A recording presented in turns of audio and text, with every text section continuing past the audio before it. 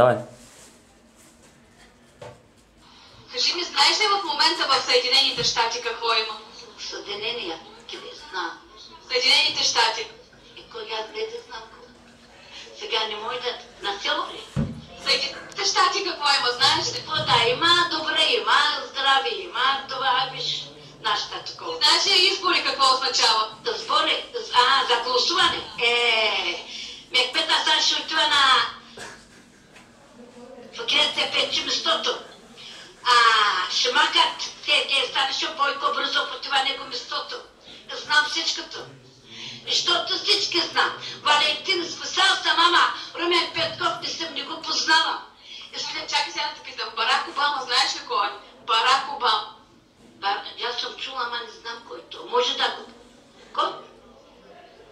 Кой нова президент? На нас?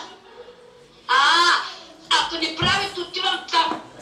Отивам, казвам. Ако днеска Галвавка не доде ли местото, отивам. Отивам. Най-честната, Шулев.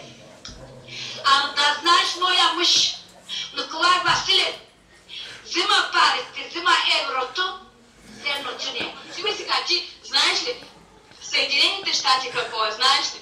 Ма сега не мога да разбирам кой искаш да ме питаш. Какво е САЩ? САЩ. Америка не знам Америка, ама дали на екзекилите.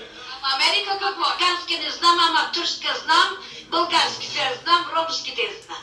Кажи ми сега за този Барак Обама, като си чувала. Кой е той? То казва, че ще бъде тогава президент, ама още не сме влезели и всичко скъпо става.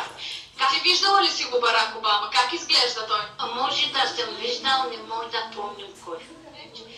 Един такъв черен мургавичък ще ти кажа. Не арабините имат един човек, 5-6 жени. Нашата България това няма.